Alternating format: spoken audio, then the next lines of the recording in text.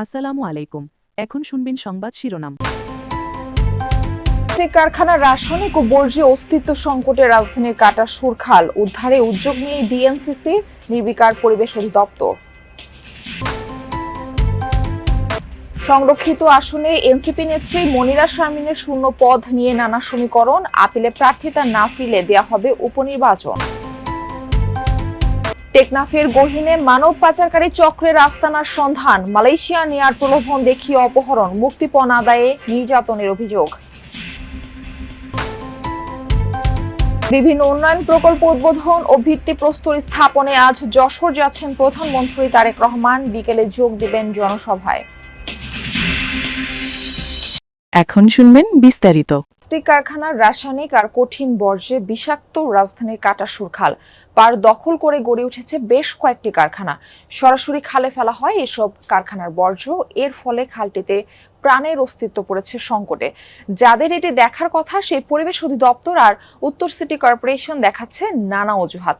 শাকিল হাসানের রিপোর্ট, ছবি SRS আলীর।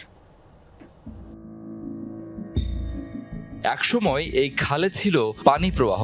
বুড়িগঙ্গা থেকে বসিলা এলাকায় 1.5 কিলোমিটার প্রবাহিত হয়েছে কাটাসুর খাল। পুরনো দিনের স্মৃতি স্থানীয়দের এখনো তরতাজা। ছোটবেলা দেখছি সুখ স্মৃতির বিপরীতে অন্ধকার।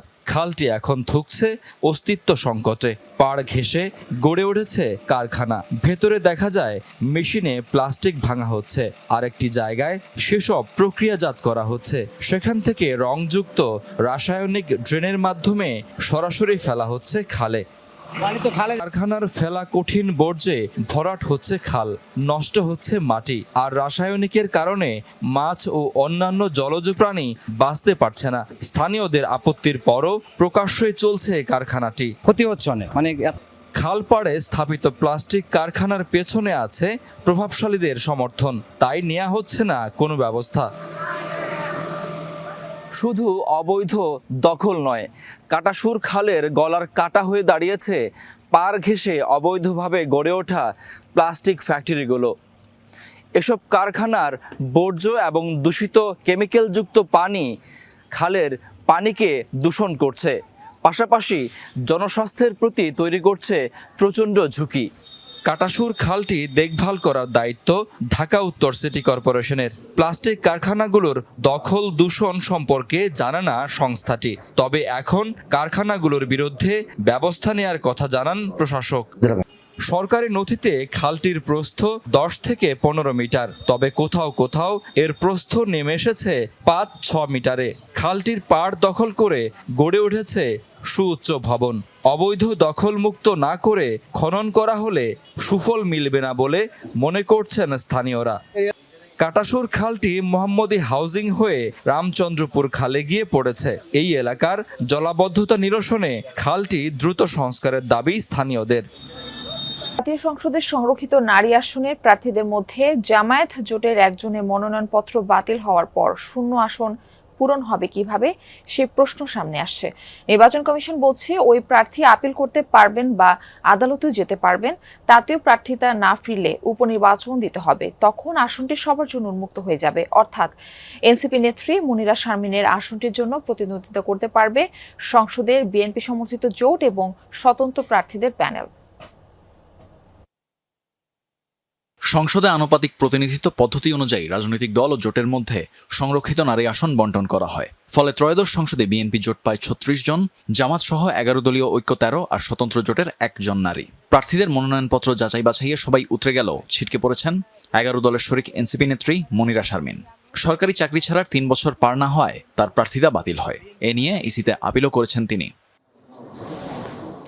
মনিরা শারমিন প্রার্থিতা না পেলে শূন্য আসনের কি হবে? দেশে সংরক্ষিত নারী আসনে ভোটাভুটির নজির নেই। দল ও জোটের সমান সংখ্যক প্রার্থী থাকায় বরাবরই বিনা প্রতিদ্বন্দ্বিতায় তারা নির্বাচিত হন। তবে আইন বলছে জোটের বরাদ্দ পাওয়া আসন শূন্য হলে উপনির্বাচন করতে হবে। সেক্ষেত্রে নির্দিষ্ট একটি জোটে সীমাবদ্ধ থাকবে না আসনটি। রাজনৈতিক দল ও জোট সমঝোতায় পৌঁছলে শূন্য আসনটি যে জোট হারিয়েছে সেটি তাদেরই হতে পারে। টেকনাফের বাহারছড়া ও শিলখালী এলাকার গহীন পাহাড় এখন মানব পাচারকারীদের ভয়াবহ আস্তানা। মালয়েশিয়ায় নেয়ার প্রলোভন দেখিয়ে রোহিঙ্গা ও স্থানীয়দের অপহরণ করে জিম্মি রাখা হচ্ছে, নির্যাতন চালিয়ে আদায় করা হচ্ছে মুক্তিপণ। অভিযানে ভুক্তভোগীদের উদ্ধারের পাশাপাশি পাচারকারীদের আটকের কথা জানিয়েছে কোস্টগার্ড। অবশ্য কঠোর নজরদারির মধ্যেও থেমে নেই এই সংঘবদ্ধ চক্র। রানা হোসেইনের তোলা ছবিতে টেকনাফের গহীন পাহাড়ের পরিস্থিতি নিয়ে রাব্বি সিদ্দিকীর বিশেষ প্রতিবেদন। টেকনাফের এসব পাহাড়ে আস্তানা গাড়ে মানব পাচারকারীরা। মালয়েশিয়াতে পাঠাবে বলে এসব ভুক্তভোগীকে জড়ো করা হয়। কক্সবাজারের টেকনাফে গহীন পাহাড় এখন মানব পাচারকারীদের নতুন আস্তানা।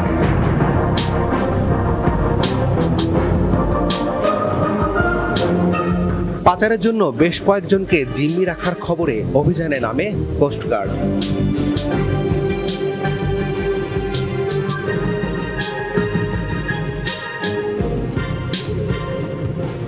এসব পাহাড়ে মালয়েশিয়ায় পাচারের উদ্দেশ্যে রোহিঙ্গাদের আটকে রাখার ঘটনা সামনে এসেছে একাধিকবার। পাচারকারী চক্র মালয়েশিয়ায় চাকরির প্রলোভন দেখিয়ে ক্যাম্প থেকে রোহিঙ্গাদের ভাগিয়ে নেয়। এমনকি স্থানীয় বাঙালি বাসিন্দারাও এই চক্রের ফাঁদে পড়ছেন। ভুক্তভোগীদের অনেক সময় দিনের পর দিন আটকে রাখা হয়। শারীরিক নির্যাতন চালিয়ে পরিবারের কাছ থেকে মুক্তিপণ আদায়ের অভিযোগও রয়েছে। টেকনাফের বাহারছড়া, শিলখালী এবং শাহপরীর দ্বীপের মতো উপকূলীয় এলাকাগুলো মানব পাচারের প্রধান রুট হিসেবে ব্যবহৃত হচ্ছে। এখানে নিয়মিত চলছে বাংলাদেশ কোস্টগার্ডের অভিযান। তবে পাচারকারীদের অপতৎপরতা পুরোপুরি বন্ধ করা যায়নি। সাগর পথে মালয়েশিয়া পাচারের উদ্দেশ্যে পাহাড়ে আটক রাখা কয়েকজন রোহিঙ্গা ও বাঙালিদের উদ্ধার করা হয়। গ্রেফতার করা হয় বেশ কয়েকজন দালালও। তারা শোনালো মানুষকে ফাঁদে ফেলার গল্প। এ পর্যন্ত কতজন বোটে তুলে দিচ্ছেন? দিছি 32 জন। 20-30 জন। পার ম্যান কত টাকা পান? পারে ভাই একজন 30,000-40,000 টাকা করে ভাই। 30,000-40,000 করে পান। আপনার সাথে এরকম আর কতজন আছে এই দালাল চক্রে? কতজন আছে? 10-12 জন। উদ্ধার হওয়া ভুক্তভোগীরা জানালেন মালয়েশিয়া পাঠানোর কথা বলে তাদের 2 দিন আটকে রাখা হয়েছিল। দুটি করলে যে লাভালাইতে ডালালি নেই, মানুষই নেই। মালয়েশিয়া ওয়াচা তিরিচা বাতা নদে কিছু নদে দূরের মধ্যে পড়ে থাকি। দাদারা বললো মানে বাসায় করলে এরকম বললো, এরকম বলে বাসা থেকে টাকা খুঁজলো। কত টাকা দাবি করলো? আমাকে দাবি করলো মানে লাখ-2 লাখ টাকা দাবি করলো। মানব পাচারকারীরা আইন শৃঙ্খলা বাহিনীর চোখ এড়াতে দুর্গম পাহাড়ি এলাকায় আস্তানা গাড়ে। নানা প্রতিকূলতা সত্ত্বেও নিয়মিত বিশেষ অভিযান চালিয়ে যাচ্ছে কোস্টগার্ড। স্থানীয়রাই পাচারকারী চক্রের সদস্য। অসহায় মানুষকে বিদেশে উন্নত জীবনের স্বপ্ন দেখিয়ে সাগর পথে পাচারের চেষ্টা চালায় তারা। পাহাড়টাকে বেছে নেয় কারণ আমরা এখানে দেখা যায় যে বাংলাদেশ কোস্টগার্ড এবং অন্য সকল যে বাহিনীগুলো রয়েছে তারা 24 ঘন্টা টহল কাজ